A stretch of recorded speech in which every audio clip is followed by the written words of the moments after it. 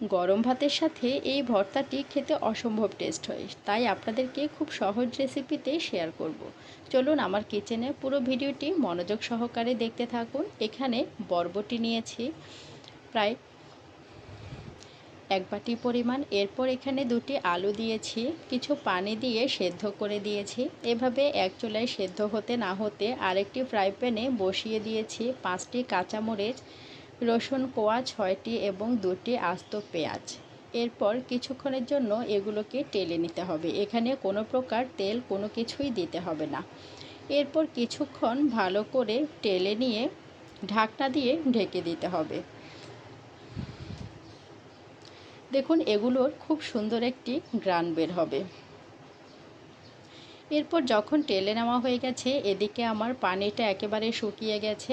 পানিটা ভালো করে শুকিয়ে নিতে হবে যেন ভর্তাটা খেতে অসম্ভব টেস্ট হয়। পানি থাকলে এই ভর্তাটা একেবারে মজা লাগে না, তখন একদম পানসা পানসা লাগে। কিন্তু যদি পানিটা শুকিয়ে নেন তাহলে ভর্তাটি খেতে অসম্ভব টেস্ট হয়।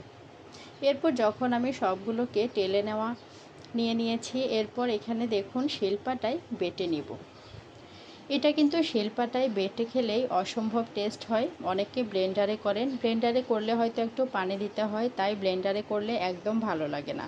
যদি শিলপাটায় করেন তাহলে খেতে অনেক টেস্টি হয়। এরপর ধৈর্য সহকারে খুব ভালো করে এগুলোকে শিলপাটায় বেটে নিতে হবে। এখানে সামান্য লবণ এবং ধনেপাতা কুচি দিয়ে দিব, খুব ঘ্রাণ করবে খেতে। এরপর দেখুন স্বাদমতো লবণ দিয়ে দিয়েছি, এখানে প্রায় হাফ চা চামচ লবণ দিয়েছি। আপনাদের কাছে যা লাগে তাই দেবেন, পরিমাণে বেশি হলে বেশি দিতে হবে, আর যদি পরিমাণে কম হয় তাহলে কম দিলেই হবে। এখানে ধনেপাতা দিয়ে দিয়েছি, ধনেপাতাটা একটু বেশি করে দিতে ট্রাই করবেন, খেতে অনেক টেস্টি হবে।